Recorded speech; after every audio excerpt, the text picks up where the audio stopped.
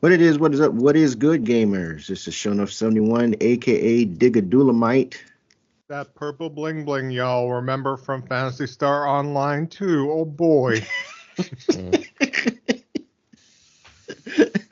and your and your auditory canals are tuned into episode 266 of the Gaming Vessels podcast.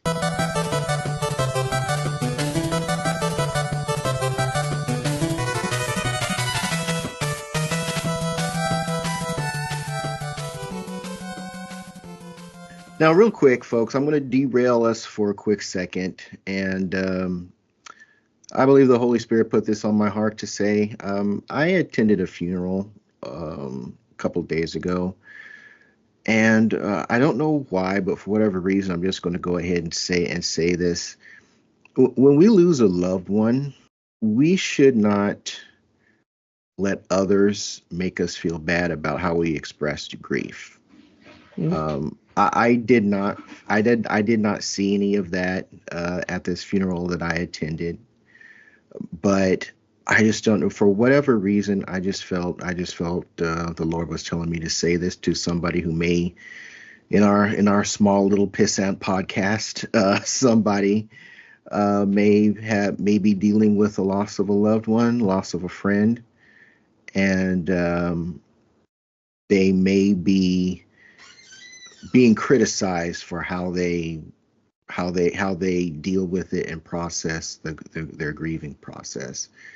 And for what it's worth, I just wanted to tell whoever may be listening to this podcast, who may be going through a rough time dealing with the loss of somebody, that how you deal with your pain is an individual basis, and that you really should not, don't let other people make you feel bad about how you deal with your loss. Again, I didn't see any of that, or I didn't see anything that I would interpret as that at the funeral that I attended. But for whatever reason, I feel the Lord was just telling me to share that with folks. And the other thing I'll go ahead and say is that we're all going to wind up on the horizontal side of the casket one day, and we have to be ready.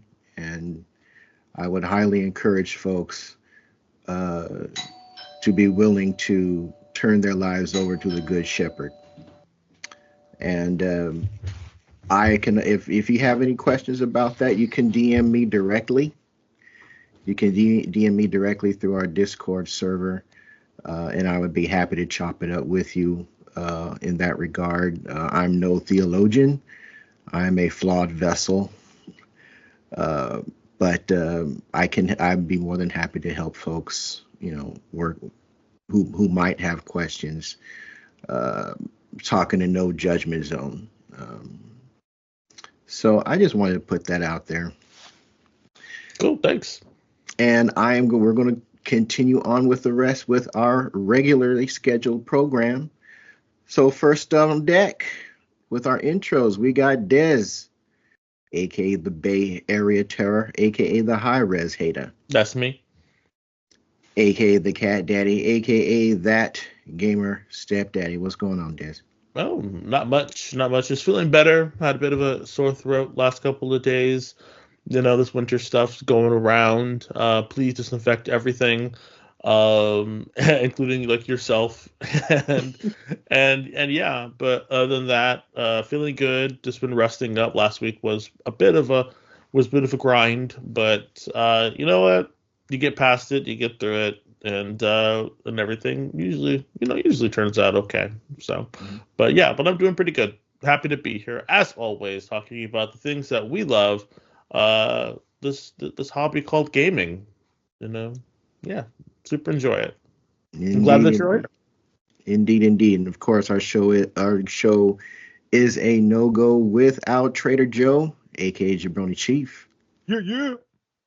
But you might also know him as the Food Max of gaming, who can maximize your gaming dollar. What's going on, man?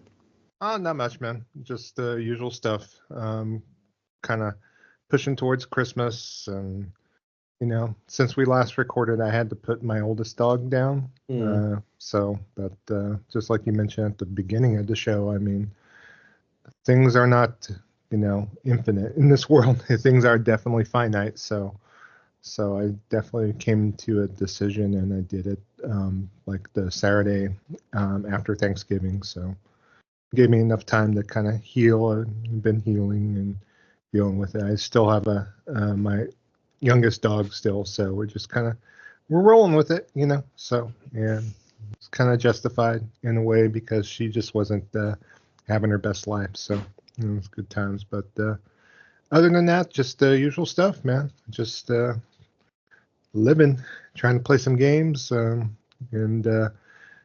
trying to enjoy life as it is. So. Absolutely, I hear you.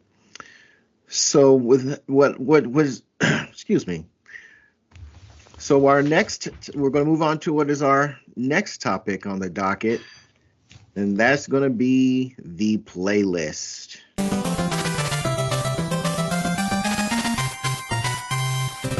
So I think we started off with Jabroni Chief last week. So Des, what you been playing lately? Well, I have been playing a ton of stuff. I don't know what's going on, but I was like into playing games the last couple of days. So let's kick it off. So started playing EDF World Brothers. Joe got me into it, and I started playing, and it's a fun little game. It's different. It's different enough from the traditional. And I'll say traditional, it's different enough from the traditional EDF that it kind of stands on its own. And the voxel look, you kind of gotta. It's just how it looks, It's just how it looks. I like it. I like it myself, but yeah, and I don't dislike it. I just think it's definitely a choice. Whether the choice is good or not is, for you to decide.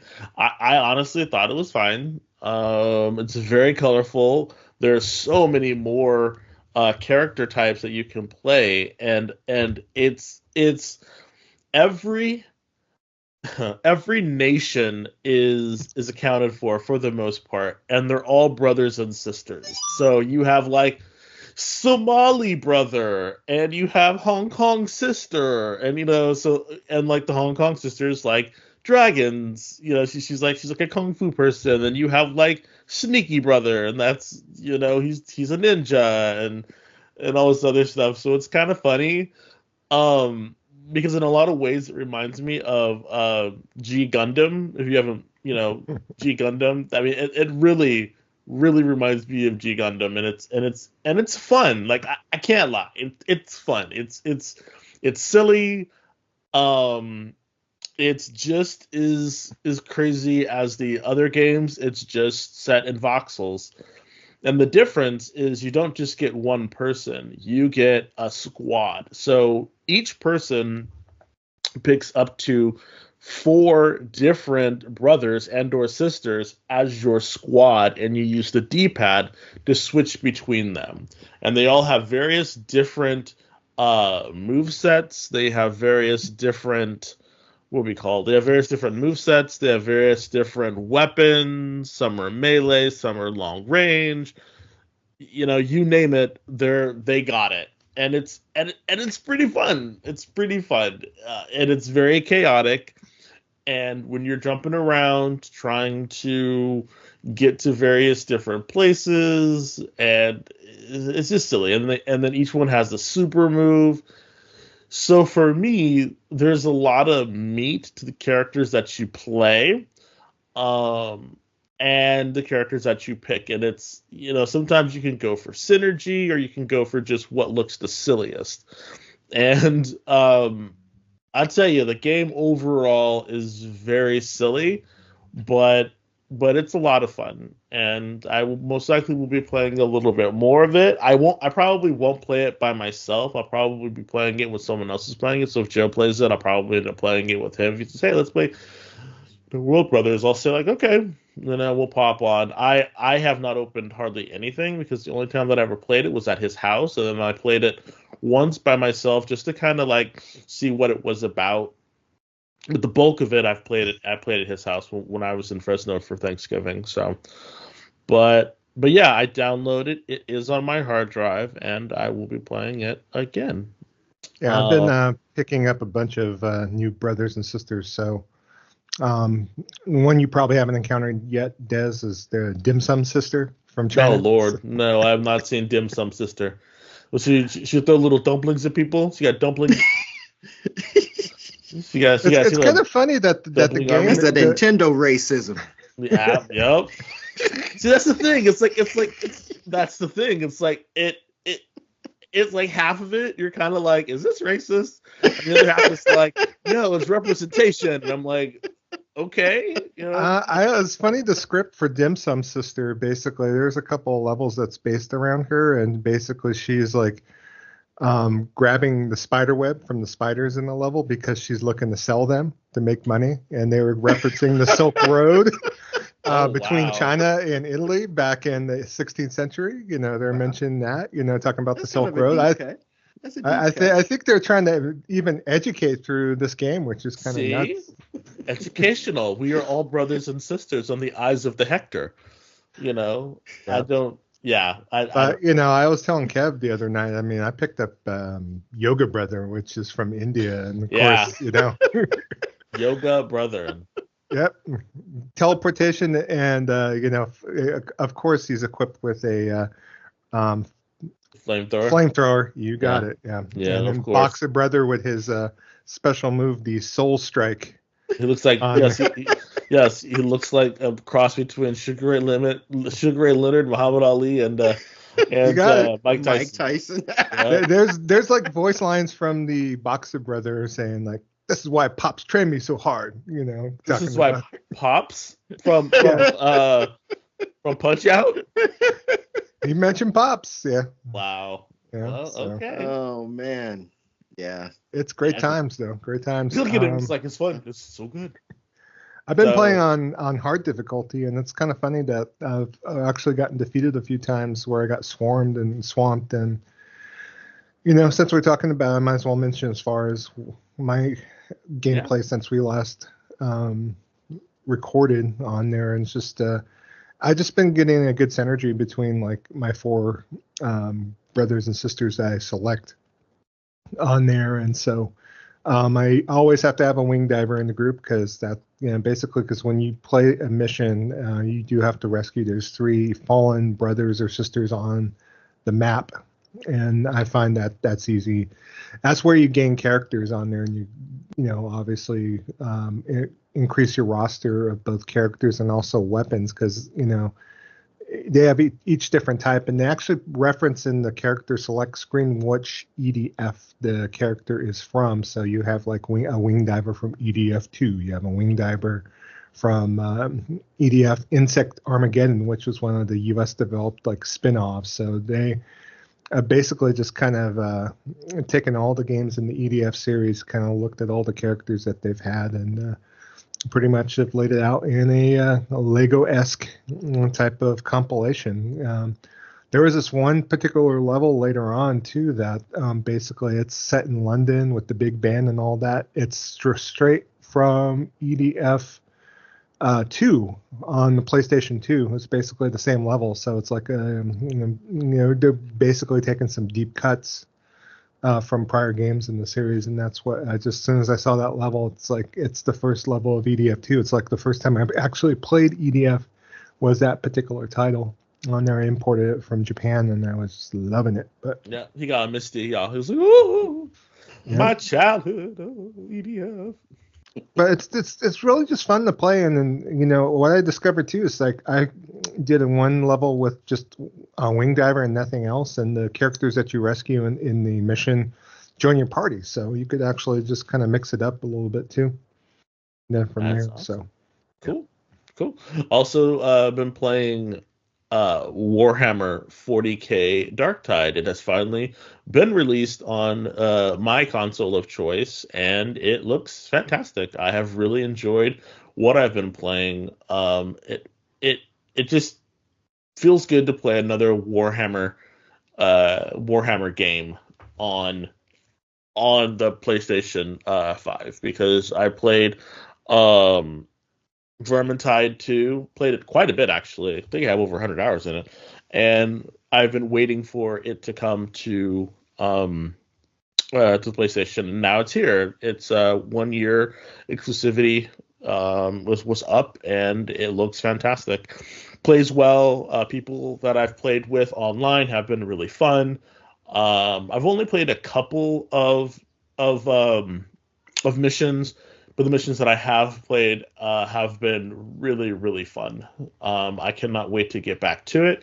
I can't wait till Joe plays it. I hope that Kevin, you'll take a chance with it, because it is really, really fun. And if you don't want to, do it right now, you can definitely wait until it'll definitely go cheap. Like, this is one of those things that's going to be around for forever, because Vermintide is still around, and it plays better than Vermintide. So it's definitely worth it. Definitely worth it. I'm playing what am I playing? I'm playing a Psyker, of course, because I love Psychers. That kind of risk and reward, high risk, ceiling, and because the thing is you use your special powers and you build up. I think it's called chaos, and if you get to 100%, you explode. So you take out everyone around you, but you're not supposed to do that, because you can only, die a couple of times. So you have to kind of like balance your powers, which hit really, really hard,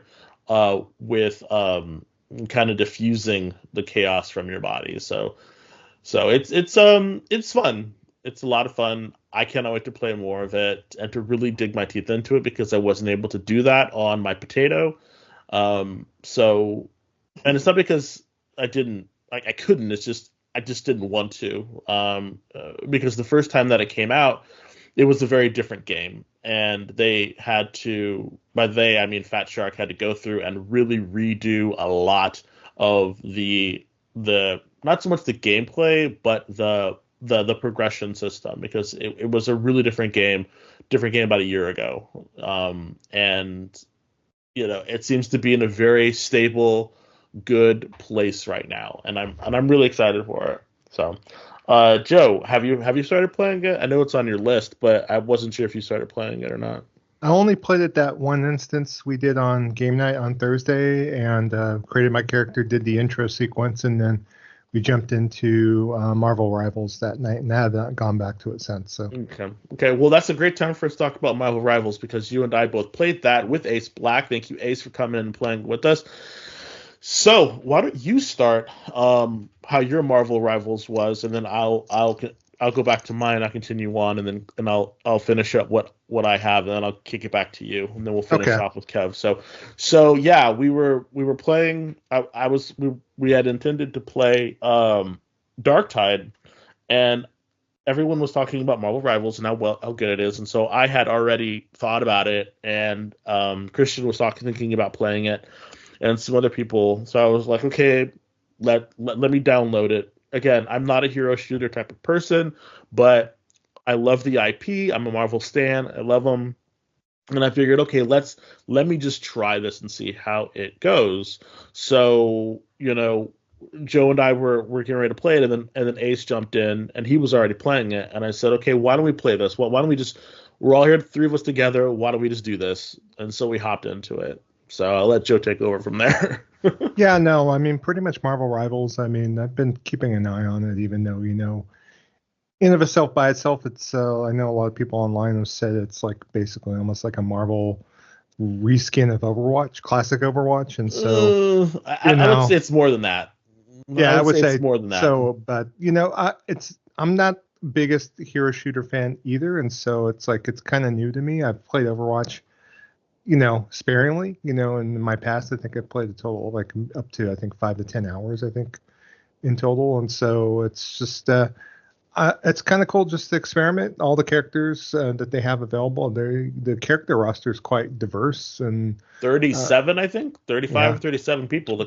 And they're getting ready to add Doctor Doom, and I was like, wait, what? So, yeah, yeah, and so some of the gameplay. I mean, it's kind of cool. It's just trying to get used to certain characters. I've tried like Venom. I tried Star Lord was the one I was mainly playing on there, but it's kind of open for me to experiment and figure out, okay, how is this hero shooter gonna kind of work with the kind of play style I prefer and so on and so forth. So I'm still kind of in process of trying to figure that out. yeah, After Des took off because he had to go to sleep, I was playing with some randos and I was actually switching it up. I played Adam Warlock for a minute. And it was kind of cool because, I never thought about playing a healer before, but it was kind of cool just the whole, being able to battle and then heal my team at the same time. It kind of hmm opened my eyes a little bit because I never thought about playing a healer before, but, it's like kind of cool in a way. And I'm going to definitely experiment and see if I could kind of dive in and maybe find a main and or maybe a couple of different characters I want to play. That way, if I want to play in a particular style, like if I want to be the healer, I'll be able to go and do that and kind of go from there. I'm not sure if I'm ready to put money down and put like the season mm, pass and yeah, I don't know buy about all the that. credits and all that, but it just depends as far as how deep I get into it. I know online that there's codes now to get particular skins for free. So there's like, if you look around the interwebs, Yeah, I found a there are couple. codes to input if need be. So I'd say just give it a chance. It's on every platform. I mean, there is a way if you want to eliminate any keyboard and mouse warriors out there that you could crossplay only with other consoles hmm on here. I know as soon as the Switch 2 comes out, it'll probably be on there as well. On there, but Kev, I even think that even though you've been adverse to hero shooters in the past, it might be something that you might be able to go in and just have it on your hard drive and go in and do a quick round or two or a play or whatnot, and just kind of decompress if need be, especially if you're playing with friends, obviously. So Yeah, and you can't hear anybody. That's the best thing about it is you can't hear anybody. yeah, So and most people are relatively like when I don't want to say nice because they are. It's just they when they see that you're pushing, they get and they start pushing with you because when I was playing Doctor Strange, and so there's three types of characters you can play. You can either play vanguards, which is kind of like your tanks and your pushers and your ones that have a lot of a lot of health, and then you have your duelists, which are your DPS, and then you have your specialists or support who basically are the healers and also do some of them are also debuffers and whatnot. And so you can and what I like about it, there's two things that I really really like about this game, and I never realized how much. I mean, I did because I played Destiny versus or PvP, and it's a third person game. It's not first person. And I don't know what it is, but being able to see your character full, it my sense of awareness or spatial awareness or when I'm playing that game is so much greater that I'm able to react a lot better and a lot faster to things when it happens. And I just don't find myself getting as frustrated when I'm getting pinged on the side of my head and I have to turn to look over. Like I literally have to move my camera around. I can actually see, I'm getting hit on the side and I can move back or react a lot faster. It's just the way the game plays is just a lot more forgiving than other ones. And that's why I'm thinking I don't know if this is going to make it as competitive as other hero shooters, but this game is a lot more forgiving and it looks fantastic. Where you play, what you're doing, like the game itself just looks gorgeous. It just looks great and the armor that they're wearing looks fantastic and it's just a really good game, and I'm actually can't believe I'm saying this about a hero shooter, but I actually really enjoyed it, and I enjoyed what I played, and I enjoyed playing with with Joe and Ace, and it's free, and it just felt good. I don't know. I mean, maybe, and again, maybe it's just because I'm a Marvel stan. But I thought like, hey, even though I'm a Marvel stan, I'm not a hero shooter guy, so maybe it'll cancel each other out and we'll want to play it. But no, it's a damn good game, and I think it's definitely worth your time, especially if you're tired of the other ones and you want something a little bit fresh and different. So I definitely would say check it out, because I know I will be checking it out again. um, but yeah, and it's free, so you can't beat that. So the last couple games that I want to talk about is I also started playing, and don't ask me why. I'm a sucker for dress up games, but that's Infinity Nikki. It's I started playing it. It's a game. It is a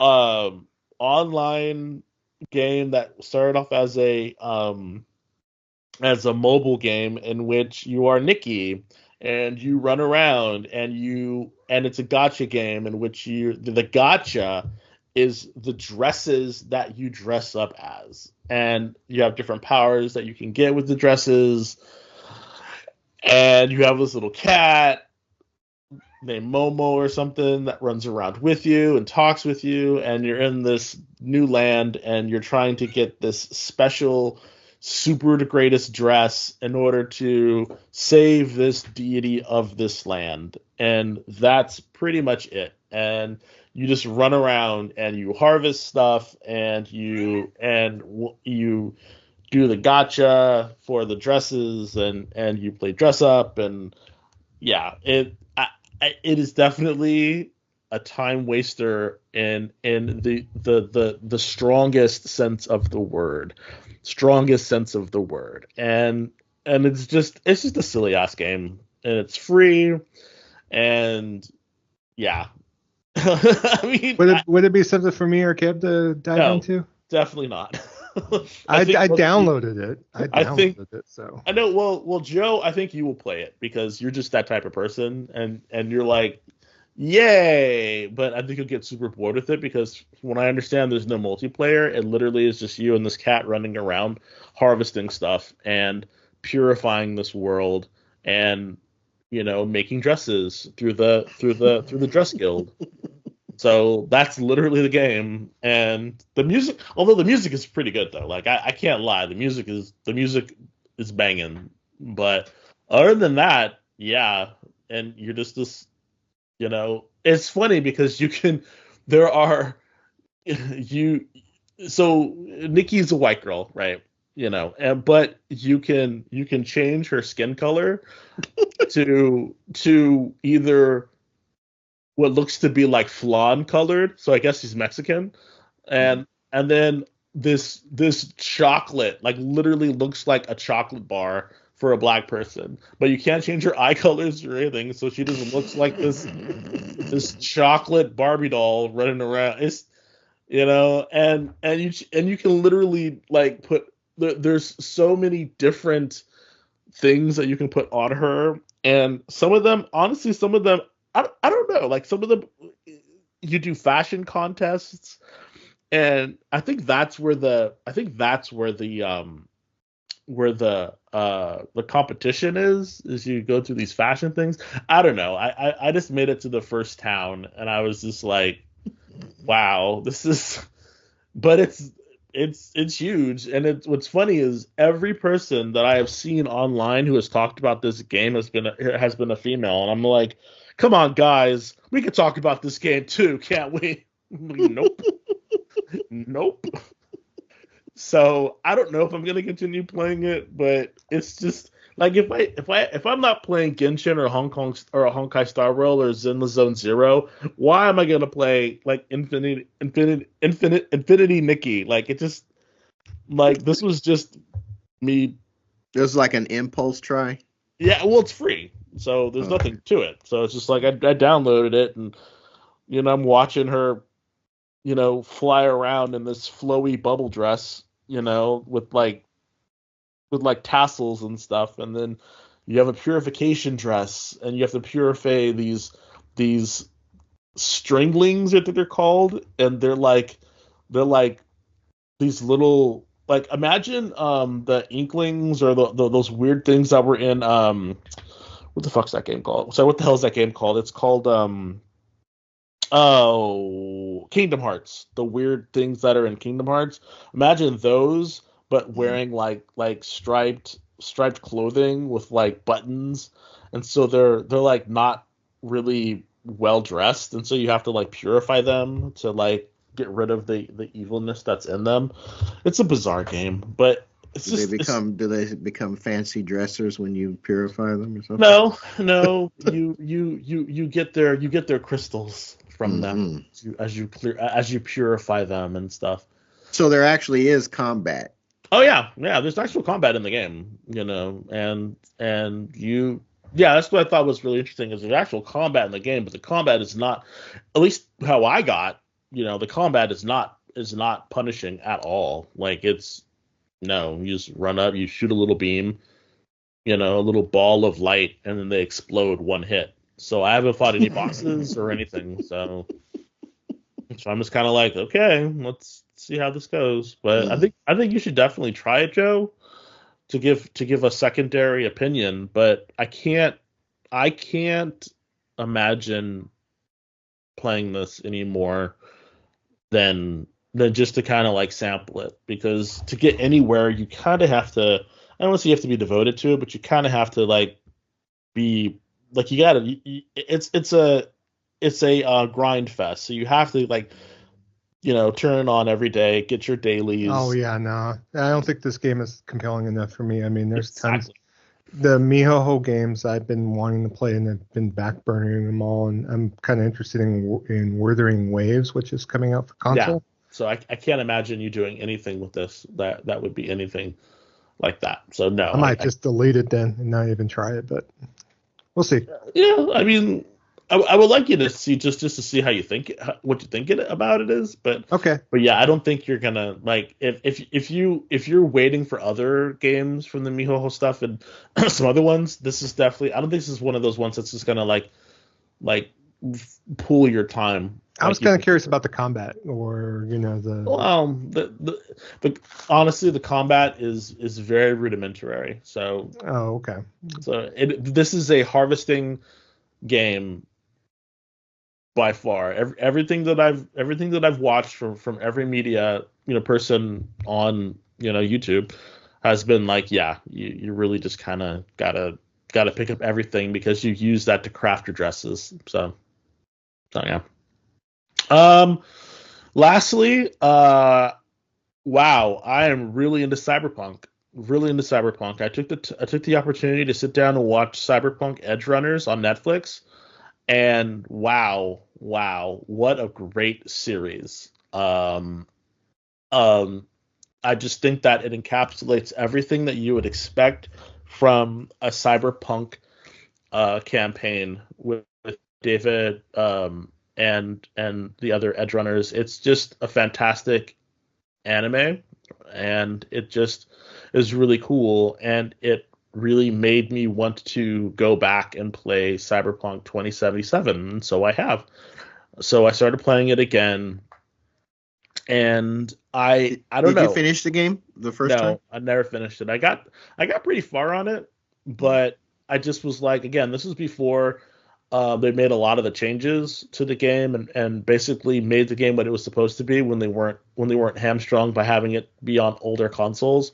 And it just seems like the game is just so much better now, and how I mean, CD Projekt Red, how they were able to incorporate what was happening in Edge Runners, the anime, to 2077, because Edge Runners is a prequel, it takes place before, and so there are the places in the game, or locations in the game, are actually in Edge Runners, which is really cool. And there are references to Edge Runners, and I've just gotten really like, there's a whole bunch of comics that are out there. I don't know. I just really kind of again fell in love with the Cyberpunk kind of lore of the mythos in the game. So much so that I'm even thinking about starting up a tabletop RPG and running an actual campaign in Cyberpunk, because it's a really fun no hold barred kind of system. And Edge Runners, if you haven't watched it, I think it's definitely worth your time. Um, the story gets to be a little bit wonky in some places because it really deals with cyberpsychosis and and loss and this idea of found family.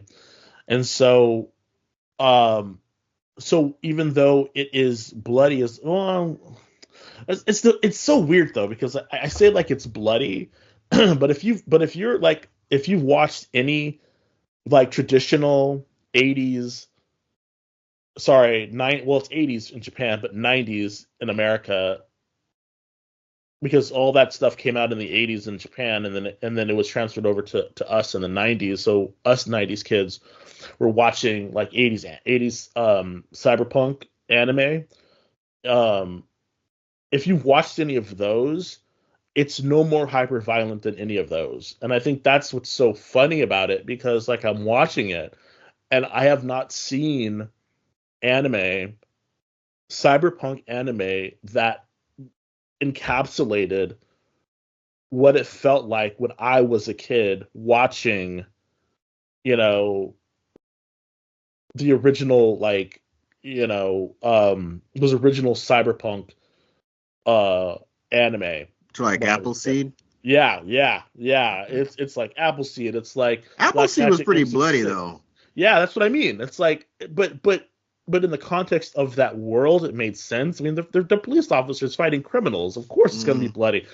And this one was it literally felt like a return to those classics, and it was just great. It was just such a good show. And it was like they're only like 25 minutes. There's only 10 episodes. It's in and out. It wrapped itself nicely in a bow, and then it's done. That's what I loved about it. And it just made me want to go into that so much more. So if you haven't watched it on Netflix, you have Netflix, and you were a fan of those classic like cyberpunk anime, and I'm talking like the classics, like Neo Tokyo, uh, and the other ones, not, and I'm talking specifically about the robotic ones, Bubblegum Crisis, stuff like that. Then you're absolutely gonna love um Cyberpunk Edge Runners. It was so good. It was so good. But again, now I'm playing Cyberpunk 2077. I want to give it my best shot because I wanna beat it. And as you can tell, Dragon Age Veilguard was not on my list. I haven't played it in a while. Not that I don't like it. It's just, it I don't want to talk bad about it because I've enjoyed what I've played about it, but there's nothing that's compelling me to come to there's nothing compelling me to go back to it right now. So I think I'm gonna have to put it on the back burner for right now. I don't know why, but that's just kind of where I'm at. But anyway, Joe, what have you been playing, buddy? As far as anything else I've played, only other game I've kind of played in the last couple of weeks is I went back into Secret of Mana. I played a little bit, sat down today. I know I talked about a lot like a few months ago when we're doing our backlog challenge on there. We still owe Kevin a meal We with do. interest now. So, We definitely but, do.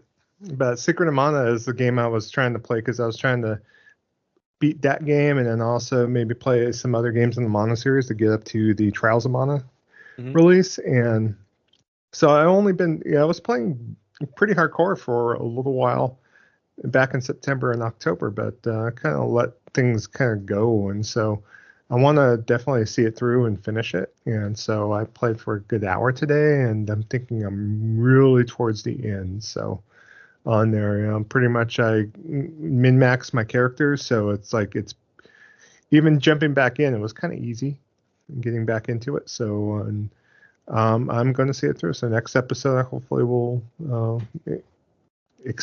be able to bring that I beat the game and finished Secret of Mana. So Cool. I had the game back in the day on the SNES, and I never beat it even back then. So it's like it's been that long. It's been since 1992.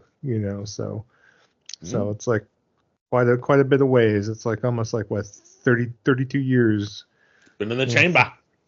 Yep, go back and get over that. But other than that, no. I mean, like I said, EDF World Brothers has basically taken the lion's share of my time. It's like kind of, especially with what's going on in my personal life with my dog and everything. It was good game to just throw on and kind of forget things, and just kind of zone out. And I've been actually going in and beating every mission so far on both easy, normal, and hard. So.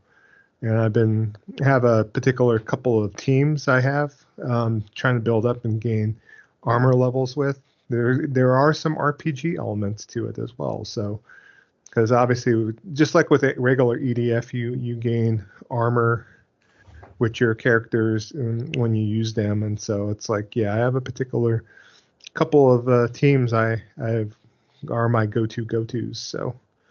On there, so I'm definitely going to see and finish World Brothers, and then I'm going to take a look maybe after getting a little break into World Brothers 2. So because World Brothers 2 is not on the PlayStation PS Plus Extra, and so I haven't bought it yet. I was looking to get a physical copy, but the only way to get a physical copy in English, I think, is through the Asian version or the Korean version, and they're both like, I think, $50 to $60. So it might be a thing, since I enjoyed it so much, I might do on that. Only other thing I probably would want to mention too is I picked up a new controller. I'm a big controller fanatic, if you don't know. So picked up the FlyDigi Vader Pro 4. So you're probably wondering, what the hell is a FlyDigi Vader Pro 4?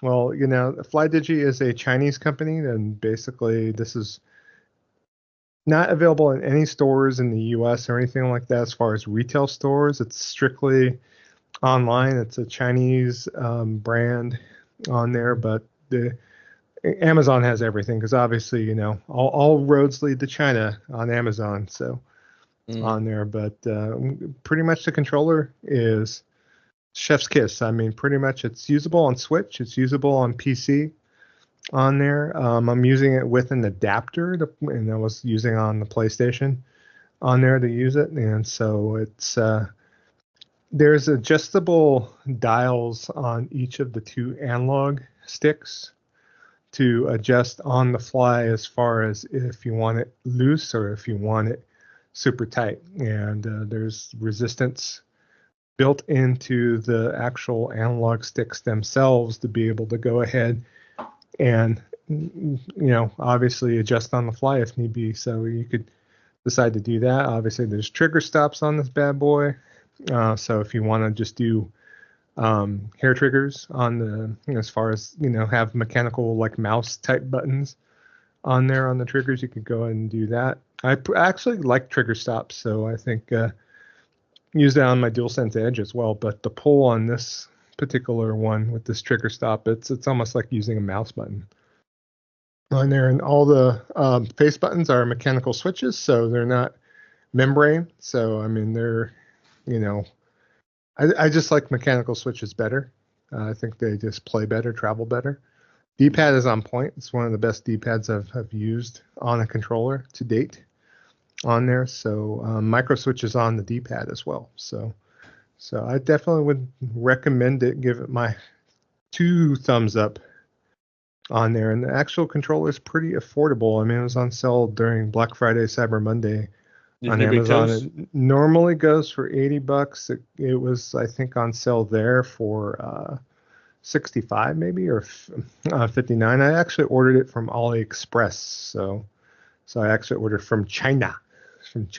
As yeah. So, but there's them tariffs. I beat the tariff. Yep, I got it before the tariffs kicked in. So, but if you're looking for a Switch controller or if you're looking for a PC controller, I would definitely recommend that the suite also too that you could use with the controller. There's tons of adjustments you could do as well, and there's 4 back buttons as well too. So imagine having 4 back buttons at your leisure on there. I love that these other third-party Chinese companies can go and innovate in that space because even though Microsoft innovated with the Elite controller, Microsoft really hasn't done much in the controller sphere as of late. Just been releasing tons of colored controllers, and Sony obviously. I mean, DualSense is pretty awesome. Even though I know a lot of people experience stick drift with that, I still go back and use my DualSense Edge quite a bit. I went ahead and decided to use the PS3 style analog thumb caps on there, and I actually enjoy grabbing that because I actually like the PS3 thumbsticks on there, so I like the texture of those. But that's it for me and Joe's controller corner over here. Kev, what you been up to? What you been playing? So as usual, I've been playing a lot of Helldivers 2. Still making my way through Automaton Land, playing on hard and just kind of trying different loadouts. Still running solo in that game. I'm probably I probably should be playing with other people, but I do like the challenge of trying to complete missions solo. So I think I'll continue to do so unless I'm playing with people I know. It's just jumping in with randos is just kind of like such an open. You don't know what you're going to get, Mm-hmm. and that's why I'm like, I'd rather not mess with it. Started Dragon Age: The Veilguard, and when I say started, I mean created my rook and started the campaign. Had the little bar fight. Mm-hmm. And I haven't even fought anybody or anything yet. I'm already worried about the writing in this game. The dialogue, just off rip, I'm not feeling it. It feels like, you know what it feels like? It feels like, I don't know if kudo points to folks who are old enough to remember the Dungeons and Dragons Saturday morning cartoon. The dialogue feels like that, but worse. It's weird. It's just, hey, we're in everything starts in a bar and it's in a town in a bar. There's no backstory to anything. It's just like, okay, where did I come from? I mean, outside of what I selected to create the character. Who's this dude with the crossbow? What's his story about? And again, it's been so long since I played Dragon Age Origins. I never played 2. Didn't play 3. So kind of an overview would have been good. But instead we get this Saturday morning cartoon looking or sounding dialogue, and it's already hitting me with a sour note. I haven't tried, like I said, I haven't done any actual gameplay yet. I just basically completed my character, but just off rip, I'm not feeling what I'm seeing already. So we'll see. I got Veilguard for free. Cashed in a gift card through Amazon, and it paid for the Veilguard, which was reduced to $50, which is still more than what I should have been willing to pay, but I needed to use that card before it expired, and it's just, so I said, well, let me try it on Veilguard. We'll like I said, we'll see. I haven't even fought anybody or anything yet, so we'll see how that goes. For those who are members of our Discord server, you saw that I was debating checking out a pre-built Pandora box retro arcade machine. And after thinking about kind of looking at what other people were suggested, other options, I decided to, against my better judgment, because y'all know how me and PCs get along, decided to put together a retro thing on my own. I'm not using my current PC. I have a mini that I picked up off of Amazon for their Black Friday, which was, I got a deep discount. I will be loading Barcelona, whatever they call that emulation program. So it's going to be running that. My first mistake, well, the thing is that I'm using the company that the guide recommends as far as the mini goes, but that particular unit that they had was out of stock. So I looked there and I looked at Tiger Direct, and at the time Tiger Direct didn't have it either. Those were the only Amazon and Tiger Direct were the only two places I checked. So I decided to go with the same company, but with a kind of like a higher level. So this one has like a Ryzen 9, 16 gigs of RAM. What else? And it's got instead of a SATA format SSD, it runs off of M.2. I had originally purchased SATA, not realizing that this one ran on M.2, so I had to send the SATA back, and was able to get an M.2 actually, for, believe it or not, for less money than what I spent on the SATA. And so I have it set up. I don't have anything loaded on it. I don't have Basilera running on it yet, but I just have the unit plugged in and ready to go. So maybe if not tomorrow, because I'm not working tomorrow, probably for sure by the time we record our next show, I'm going to try and have at least started the process on getting this thing going. The one thing that is promising, which is kind of like sort of the only reason I'm going down this route, I was thinking about, like, okay, I have a Steam Deck and I can't do what I want it to do. I had debated selling it, but I think I'm going to keep it and just use it just for Steam stuff, because I do have Steam. I do have some Steam games. The only thing I buy on Steam are like 360 PS3 era games. And I think the Steam Deck can run those well enough. I mean, it doesn't run them as well as my 1070 PC does, I don't think. Or maybe it runs them better. I don't know. Maybe it does. I don't know. But I mean, like games like, the original Bayonetta,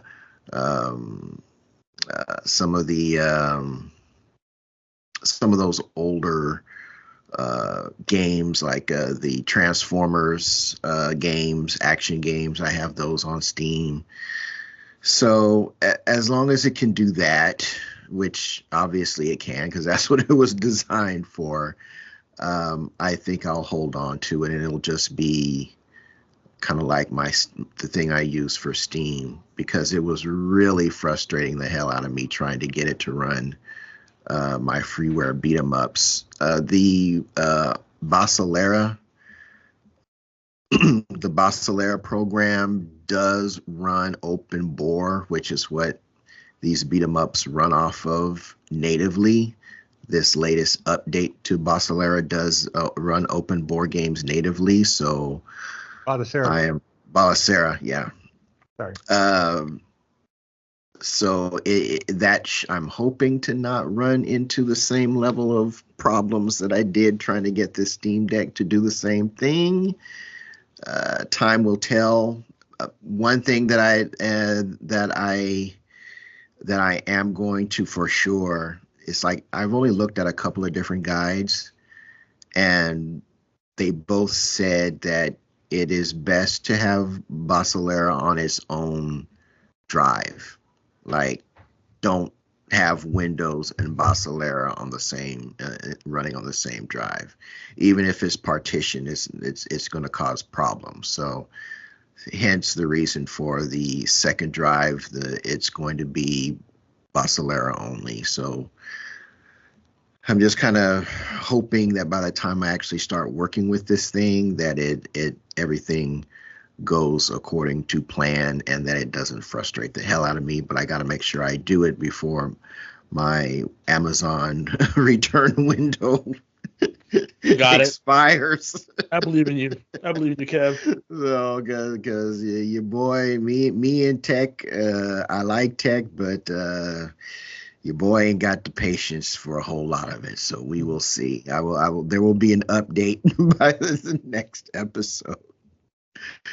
So that's really all I've been messing with. So we're going to move on to our next topic on the docket, and that is going to be our main event coming at you.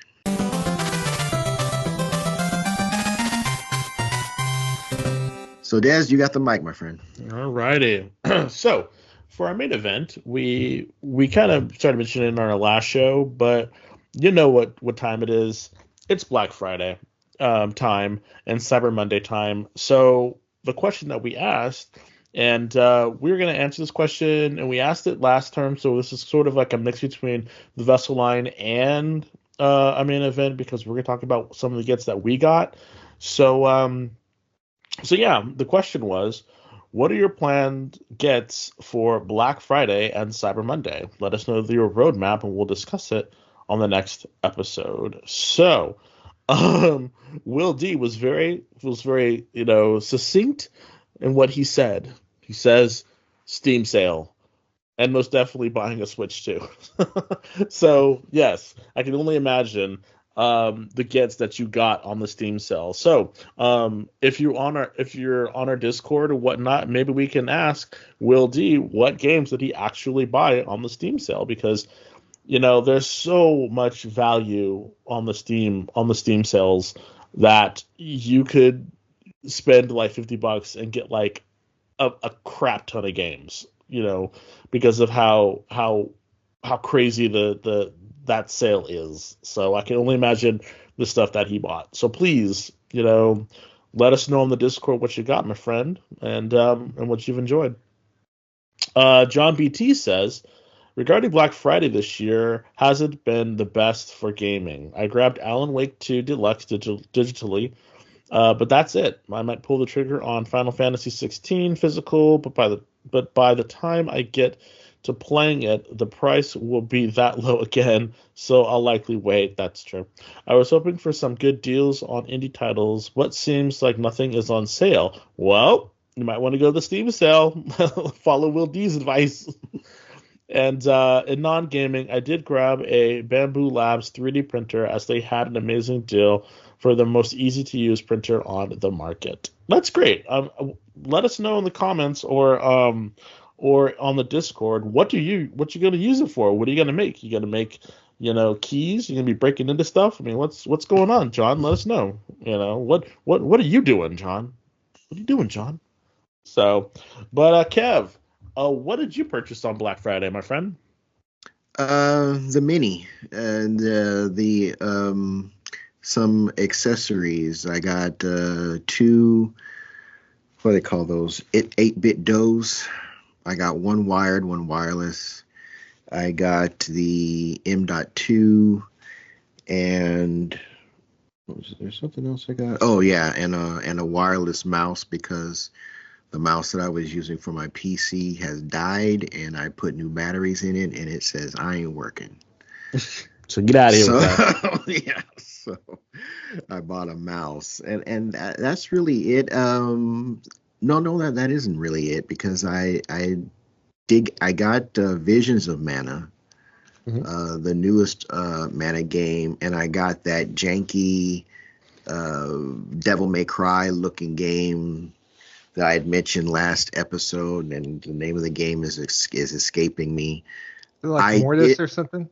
Yeah, something like that. Morbid. Yeah. Morbid. Yeah. I booted that game up, and it plays like crap. It does.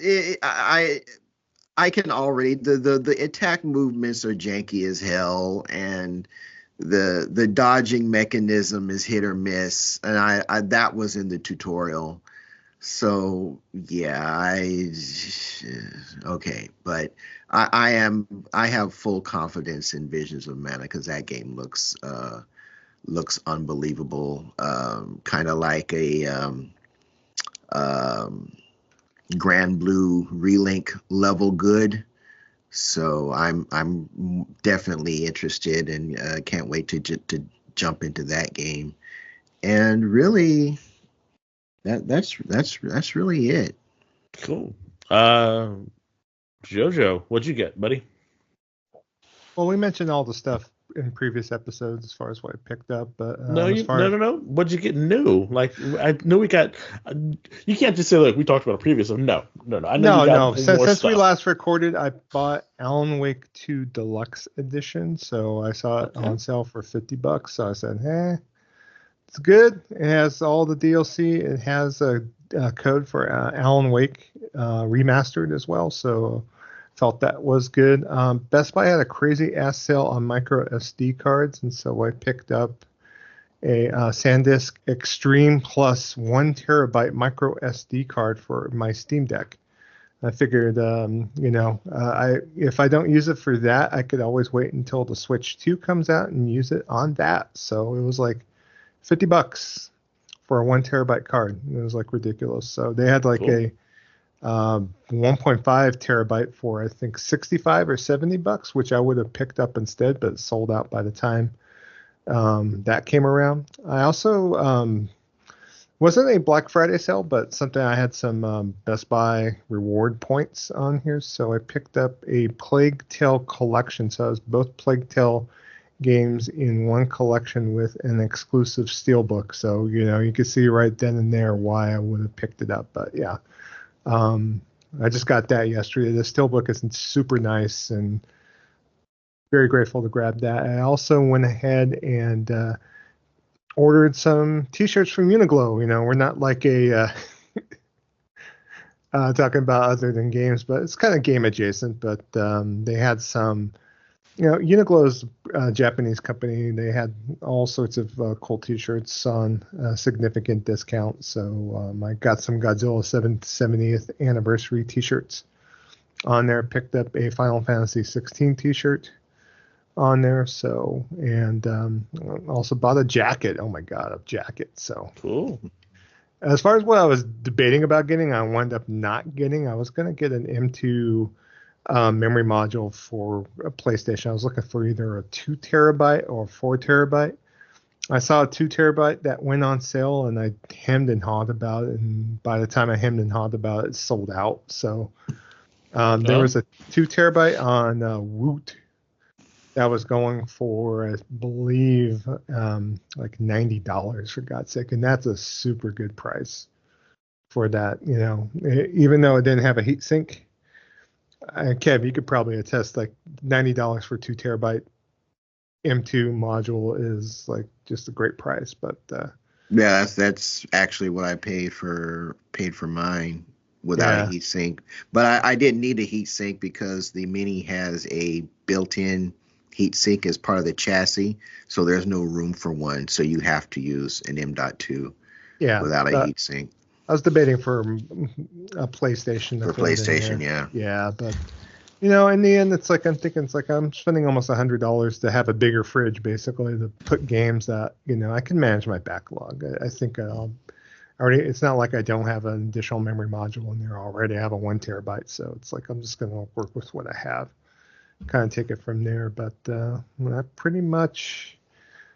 Besides buying the T-shirts, buying the controller, of course, the Vader Pro 4 on there. Pretty much just kind of put a cap on everything, and other than my usual game purchases, I did have a pre-order for Fantasian that came in this week, and I just put in an order while we were recording, because I order games even while we're recording. Ordered Fairy Tail 2 because I forgot I enjoyed that game quite a bit at the TGS. I wanted to grab that before it came out. It's coming out next week, so cool. I need to buy it. Walmart, if you care, has it for $54.99, and of course Trader Joe went ahead and used his Honey app to get like $8 back in PayPal rewards on that. Awesome. And then I use my PlayStation Visa, so I will be able to get 10% back in PSN credit for it as well. So actually not 10%, 5%, but still. So every little bit helps. Yes, it does. Yes, it does.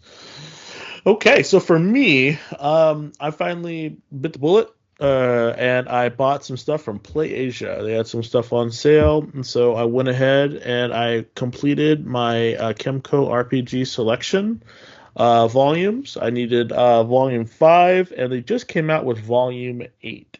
And it seems like volume 5 is the one that everyone wants, because it was the more expensive one out of everything that I got. So, but it was fine.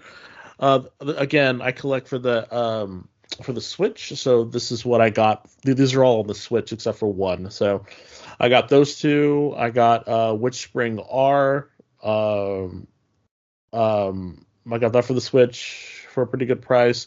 I also got Card and Sell, which is a Japanese card game that came out while Joe and I were there.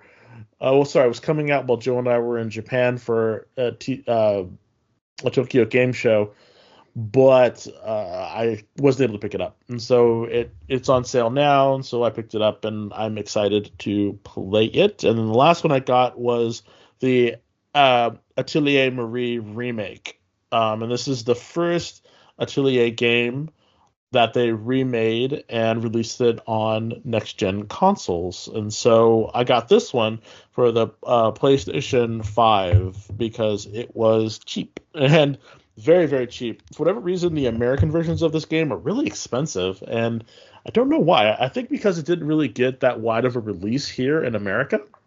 It never got a physical U.S. release, actually. So that's why. Because that's why I didn't realize that. So I got the Korean version, which has English, and it was a really good price. So I could not pass that up. So that was what I did. And then while we were in Fresno, we hung out with Joe, and Black Friday, of course, Joe had his Black Friday gifts that he had to get from Walmart. So I forgot about those. Yeah, I was wondering why you weren't going to say anything, but I figured I was going to put you out there. I was going to put you on Front Street, put you on blast, buddy. He had us out there Friday going to 2 different Walmarts to pick up games.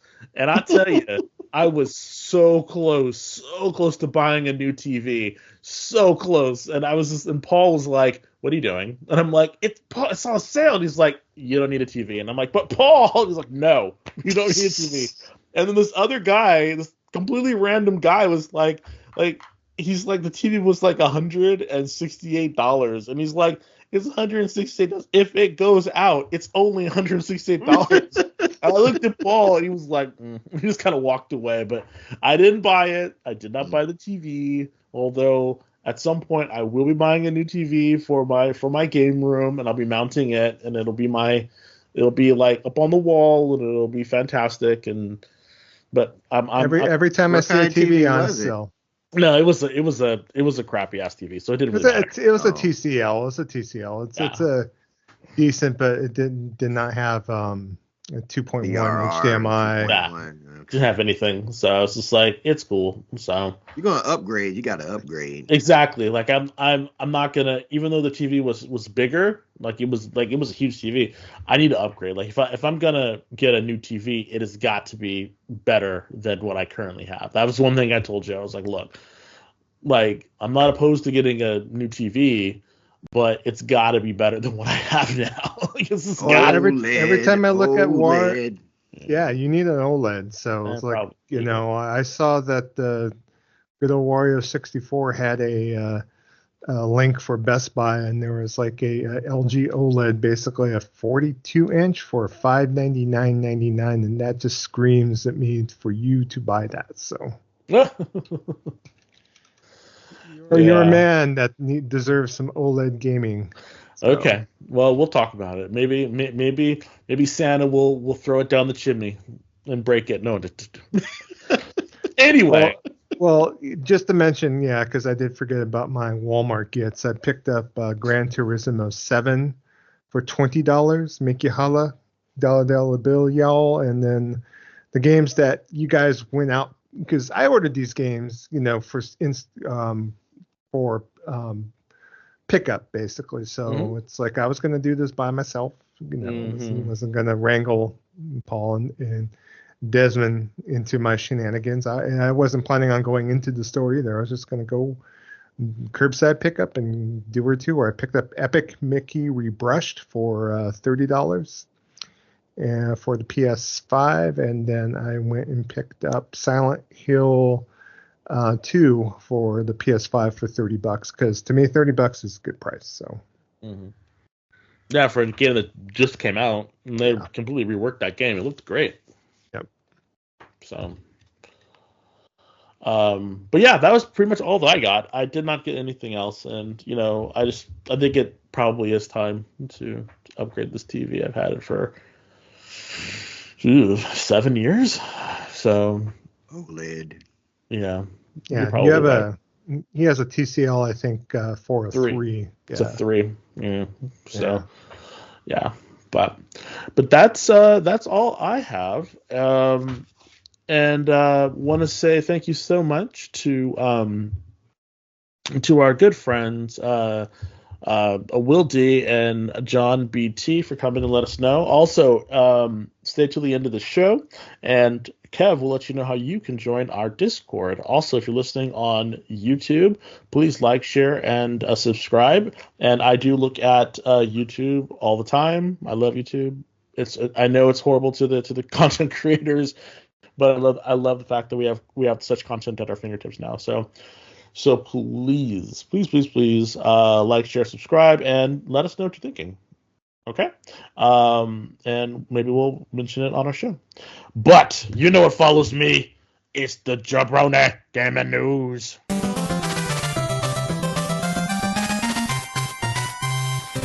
Thank you, sir. You're welcome, sir. All right. So first topic on the docket for this episode, Valve is making moves. So, God forbid that Valve's just going to let Microsoft come in and create an Xbox handheld that you could sideload Steam on here. You don't need to buy anything from Valve. Valve is kind of working with the momentum with the Steam Deck, and they have quite a few things rumored in development. So they have some code names on here. So they currently are preparing a wireless VR headset codenamed Deckard, a pair of trackable wands codenamed Roy, a Steam Controller 2 gamepad, its codename is Ibex, and a codename Fremont living room console as well. So basically they're trying to go in and make some moves here. So according to a lot of reporting that's been done on the back burner, there's been some testing that Valve has been doing with all of these items on here that people were able to kind of figure out what's going on. And so especially with the console right now that they're working on, they're running off of AMD CPU and GPU possibly on there. And according to the because they're able to see like some of the test results from running off this, and so it's like definitely running off of a I would say like a mid-tier laptop like CPU, but with a lot more of frames per second that would normally come from a mid-tier laptop on there. So imagine if you're running the Steam OS like that's on the Steam Deck, which is a custom Linux OS on a set-top box, just like kind of the Steam machines were back 10 years ago. On there, according to at least some reporting that was done, they are working with Google as well for the Chrome front end on there, because Google has a particular codec with Chrome that you're able to go in and run Android apps on your television. So the whole thing is that it's going to run Valve OS to play games, and then also utilize Chrome and the Android Google Play Store to be able to, obviously have your, multimedia apps, your streaming apps, so on and so forth. So, and it's kind of, I think in a way, I was mentioning to Kevin when we went to the movies last night, that if Valve comes out with a set-top box console in of itself by itself, to me, it makes them more viable in my eyes than Microsoft and Xbox on there. I'm looking at my Steam library right now. I have about close to 500 games already in my Steam library. I don't need a Game Pass subscription in my life. I have enough games on Steam as is, and if everything runs as well as it has on Steam Deck, even though you per se might not want to be a quote unquote PC gamer, this might be a compelling use case for people that necessarily don't want to connect a desktop PC to their living room TV. They'll have this as being an extension of their Steam library if need be on here. So it's kind of crazy to think, but would you guys consider Valve as being a true competitor in the console space now? What do you think, Valve? Ken? Valve, yes. No. Not for a console. I've never really thought of them as one. But I mean, I could see them. I mean, technically, I guess I could see them because they have the Steam Deck. So although that seems to be more of a, I don't know. That's a good question. I never really thought about them because that's nothing that they ever said that they wanted to do. But they're cooking. They're cooking right now. I mean, at this point, let's see what they do. I've never thought about it. That's honestly a very interesting question. How about you, Kev? So I was listening. I was listening to a someone on YouTube was discussing this. Shout out Porter Rock 77, and he was saying the same thing I was thinking when I first heard this. First heard that Valve might be going into console. If that is indeed true, then they're going to have to make this thing available to all the same retail outlets that Nintendo and PlayStation are. They cannot make this only be purchasable through Steam. If they do the same, because I on Porter Rock, he was saying that I guess the last stats that he had come across had the Steam Deck selling at $4 million worldwide, or 4 million worldwide. I think he was. I don't know if that. Don't quote me on the worldwide as opposed to U.S. only. I'm not 100% sure. But if 4 million sold is a failure in console in console sales for a product that's available worldwide. So I don't know if Valve has the capital to put forth a set-top box that's going to be available globally at every retail outlet and online outlet that you can get an Xbox or a PlayStation at.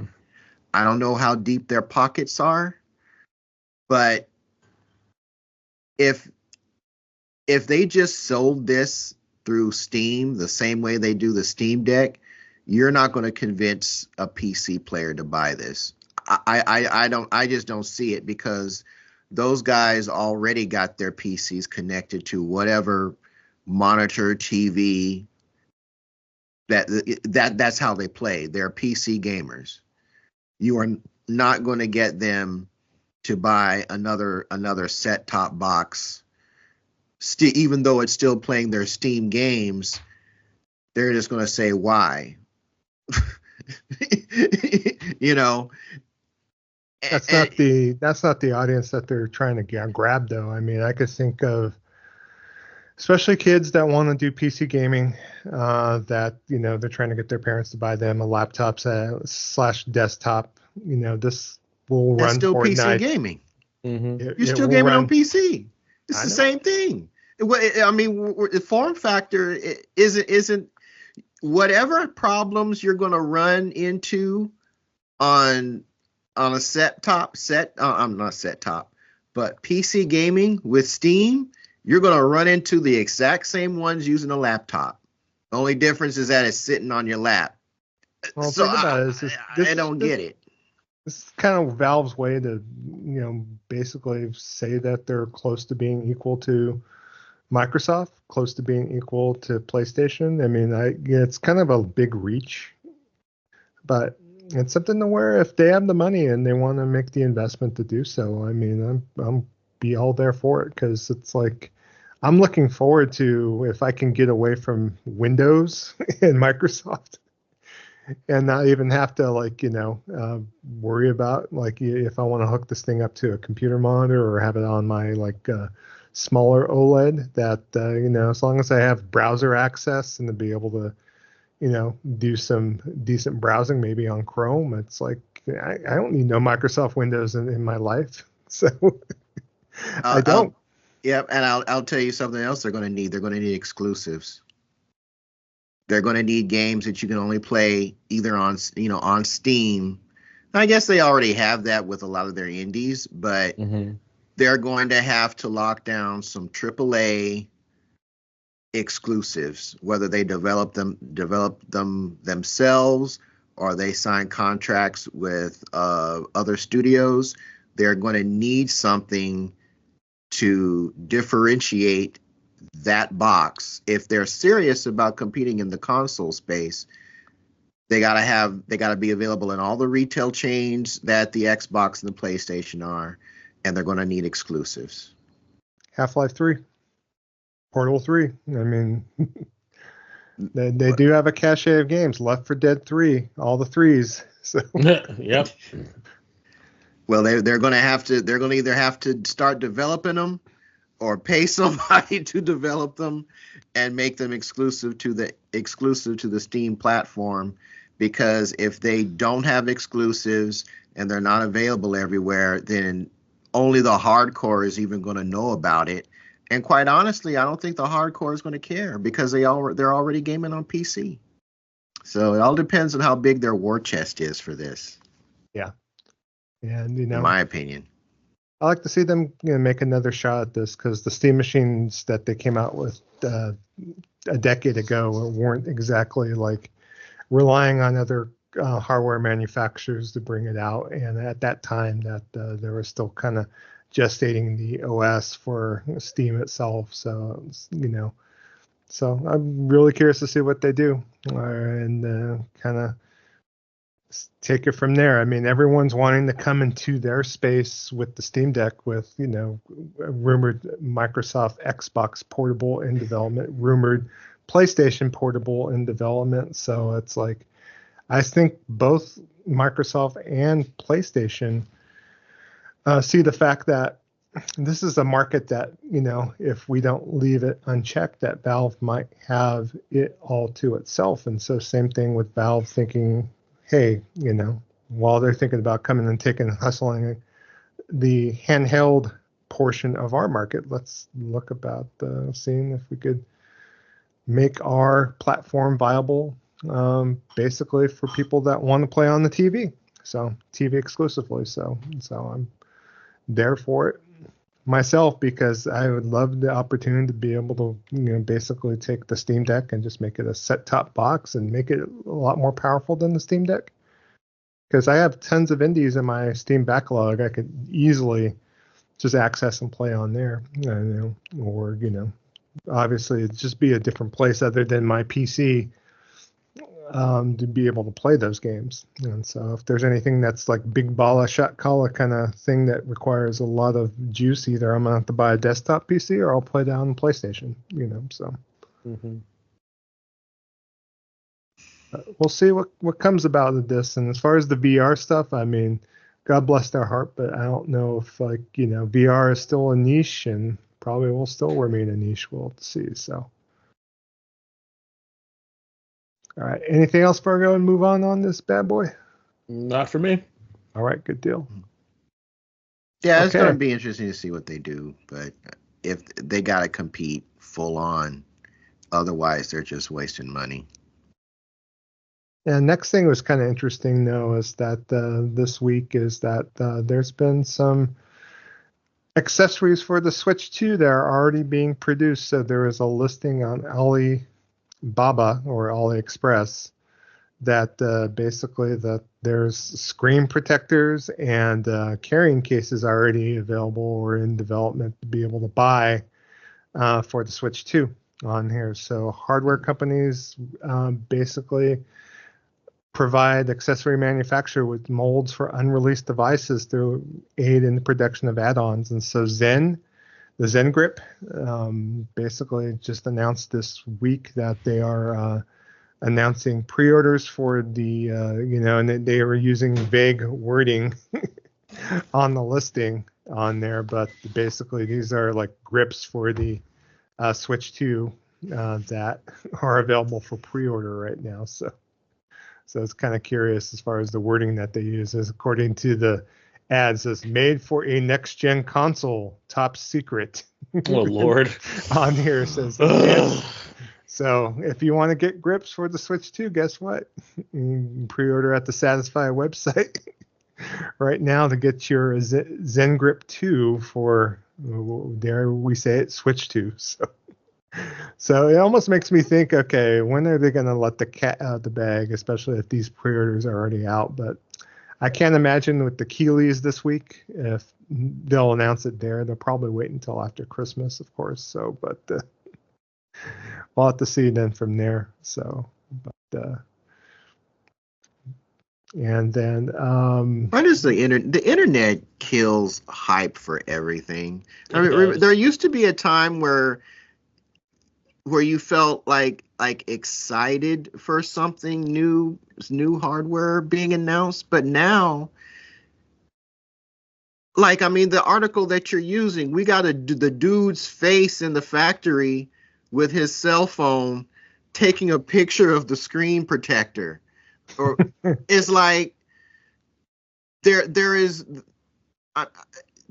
just nothing sacred, quote unquote, in being excited for things now, because leakers, whether it's for clicks or influence, and I get it, people gotta get it how they get it, but the internet just kills excitement for new things because we know so far in advance that it almost makes a marketing team almost non-essential in a way.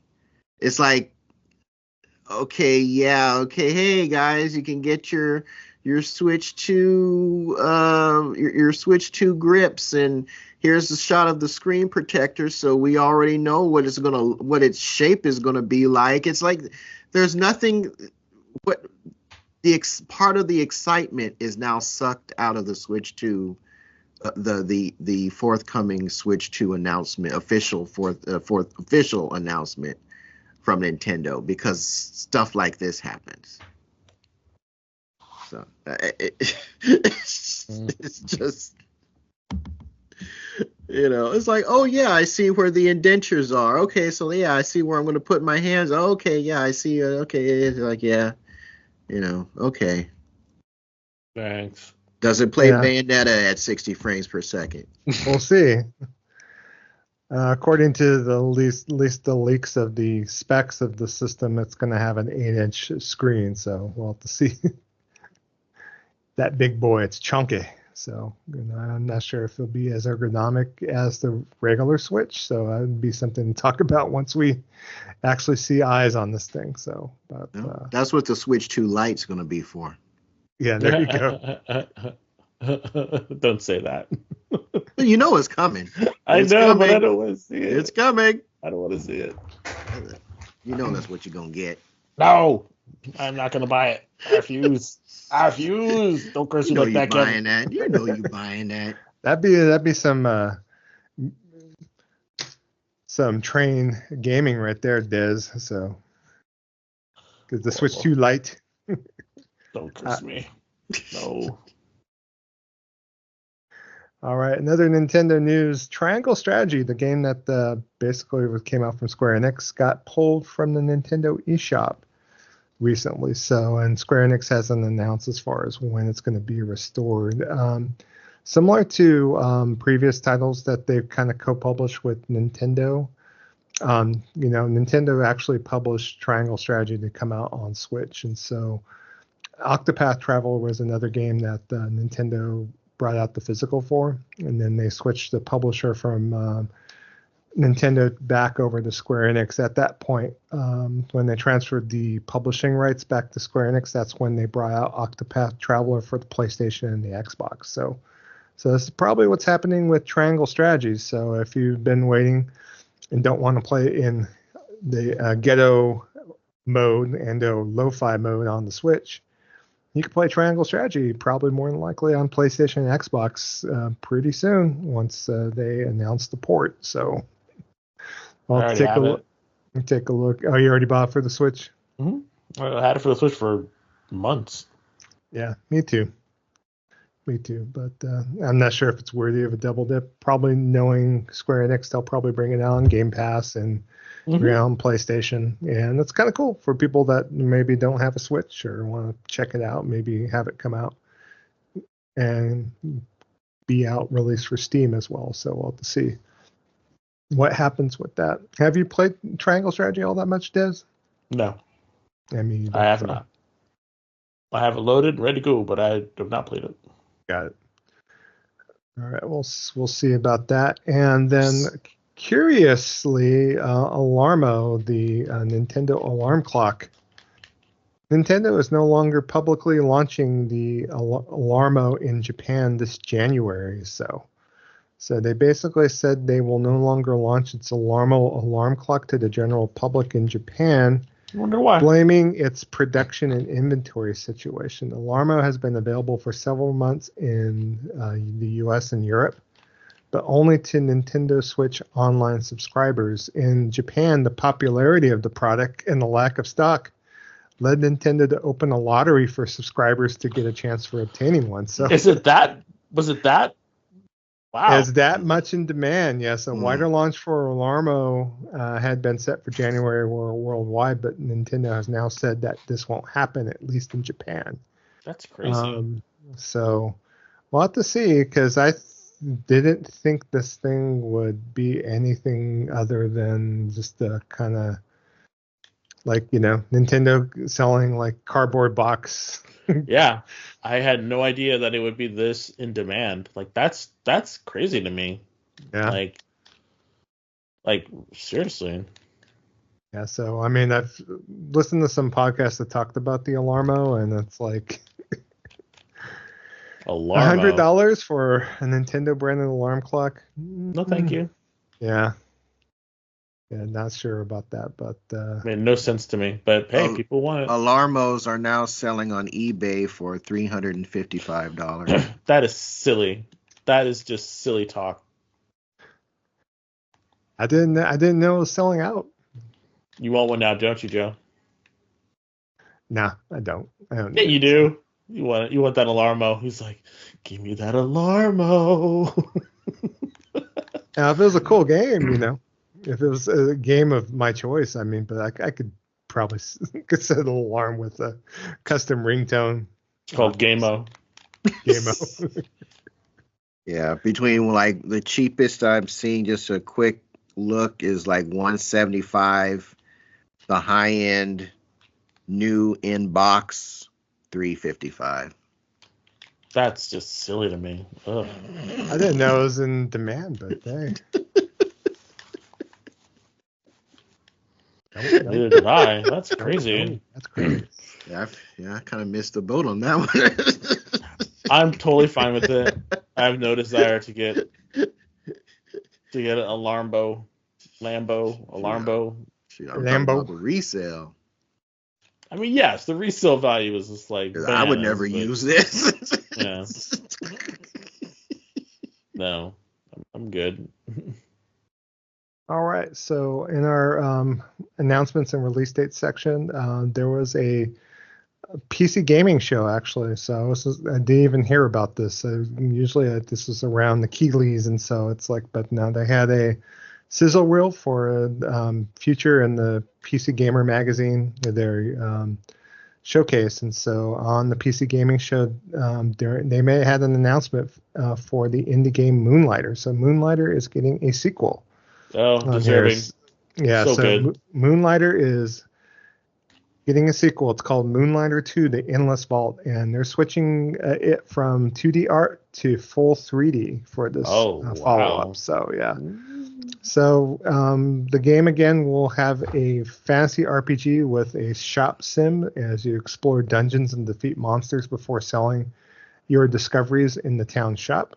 But now it's in full 3D, and it looks quite awesome. So it's going to be out next year in 2025 across PC, Xbox Series X and S, and PS5. So I will be getting it because I loved the first one.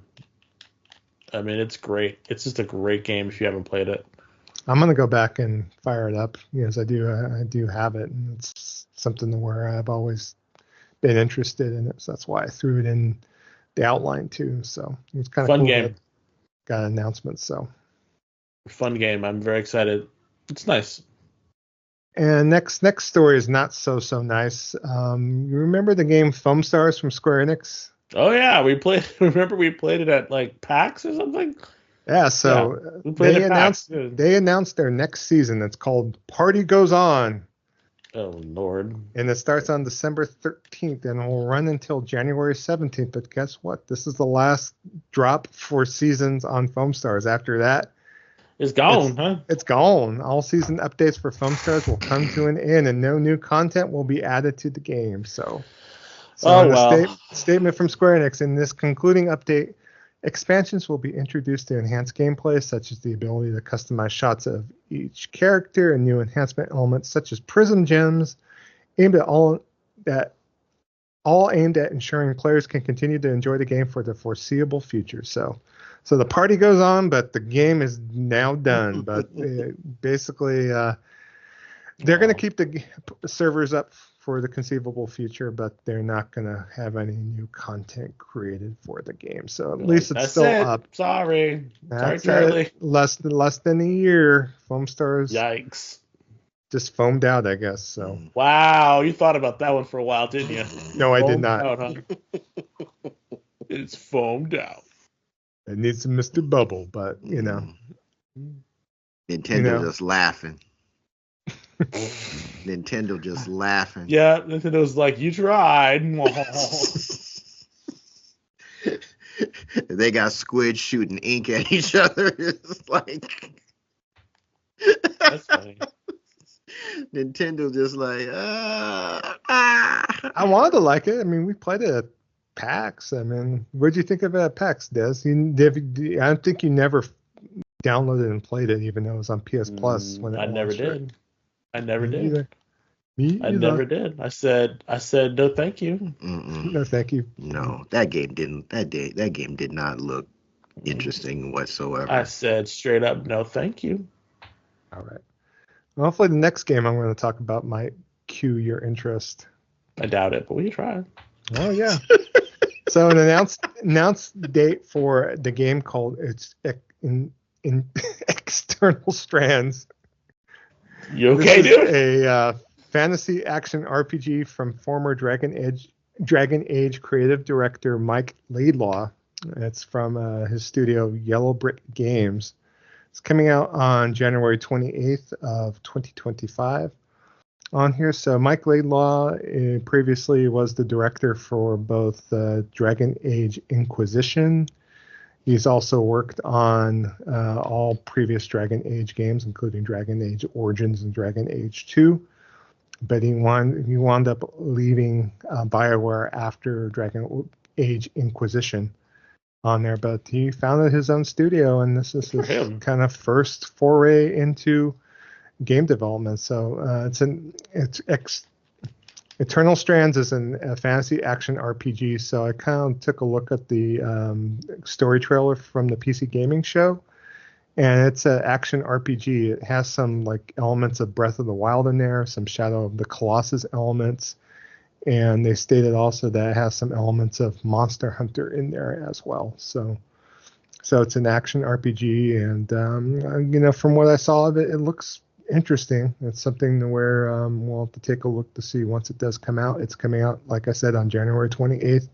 Coming out for Xbox Series X and S, PlayStation 5, PC, and it's also going to be a day one Game Pass release on there. So you might want to fire up that potato, Des, and check this one out possibly. So no, thank you.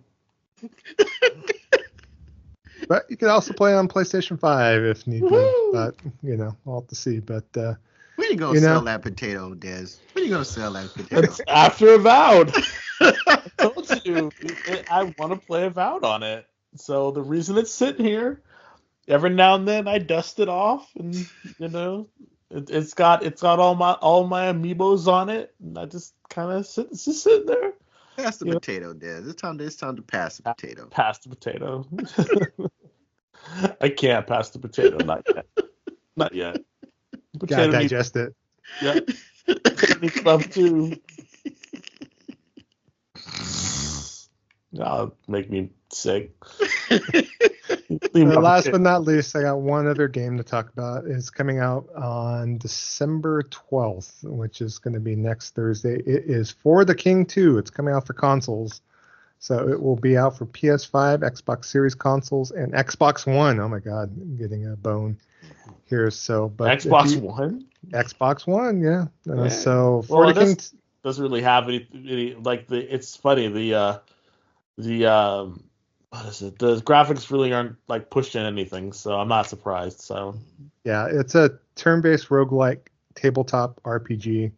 I know, Des, you played For the King 1, so I saw this and I figured I'd throw it in there. I wasn't sure if you're looking forward to the sequel or not. I've seen it played, so it looks good. I mean, it looks fun. I mean, I'll probably pick it up on the cheap sometime in the future, but I can't see myself buying it like day one. Like I just can't see myself doing that. But got it. It's also on that. It's also on that potato of yours. So who knows? It's available on Game Pass day one. So leave my potato alone. But it will be out on December 12th. You could play up to 4-player co-op. I know Goonie was played a lot of For the King 1 on PC. So yeah, if he wants to play it, Goonie, let me know. I will definitely play it with you, buddy. I wanted to play. I think I tried to play with you, Joe. I thought, we talked about. We never fired it up. I own the first game, but I never played it. I just saw it on the cheap physically, so I picked it up at GameStop. I think it was like $10 or something cheap in that nature. So, but yeah, I would love to. I would love to play it. I would love to play with other people. I think that would be a lot of fun. Well, it being on Game Pass might be. You might want to fire up that Xbox if need be. So. Do you really want to play it on Xbox? I don't want to. Well, it's varied entry is actually, you don't have to actually pay for anything. So. Yeah, I guess you're right. Except your time, of course, and it's not like you're going to be missing much if you play it on Xbox versus other platforms. So. You might want to dust it off and get some actual utility out of that thing. So yeah, I mean, yeah, you're right. You ain't wrong. I mean, it's unfortunate. It'll take you some time to get used to the buttons again, right? Dude, come on. Joe over here talking about like you gotta be by yourself. But no price yet. So I was looking at the PlayStation Store. It just says announced. You can't even buy it on PlayStation yet. So oh well. It's definitely funny. Coming out. So we'll talk about it next show if we happen to play it. But that is the Jabroni Gaming News for episode 266. All right, folks. Thank you so much for that. Jabroni Chief. Game night takes place every Thursday, 9 p.m. Eastern, 6 p.m. Pacific. That is the date and time that we set aside to play with our growing Discord community. So if there's a game that you are interested in playing, either with us or members of our community, you just post that in our game night section, and we'll be more than happy to join you on that said date and time. So you might be asking, well, how do I join the Discord server? Well, that's easy. You just head on over to the app formerly known as Twitter, currently known as X, Blue Sky, or Blue Sky, and head on over to @GamingVessels, GamingVessels. You click the link in the bio and you're in. So there is no merch that we're going to hawk to you, and there is no Patreon tier list you need to pay for. All we just ask is that you be a nice person, likes hanging out with cool folks, and like talking about games. And if that is a fitting description of you, then I think you will find a wonderful time aboard the good ship Gaming Vessel.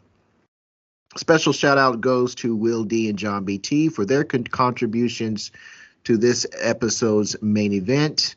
As always, it's great when our listeners add a little bit of feedback or answers to our main event questions. It just gives the show a little bit more meat on the bone for the listeners to chew on. So big kudos to you two for contributing this episode. Yes. And that is going to bring episode 266 to a close. I want to thank you all for hanging out, cooling out, chilling out without a doubt with us. So for Dez, a.k.a. the Bay Area Terror, a.k.a. the High Res Hater. That's me. A.k.a. the Cat Daddy, a.k.a. that Gamer Stepdaddy. And for Trader Joe, a.k.a. Jabroni Chief. Yeah. But you might also know him as the Food Max of Gaming, who can maximize your gaming dollar. I am Shonuff71, a.k.a. Digadulamite. Turbo bling bling, y'all. PS2. Y'all. Forever. Yes. And we'll be back next week, episode 267 for your ears. Peace.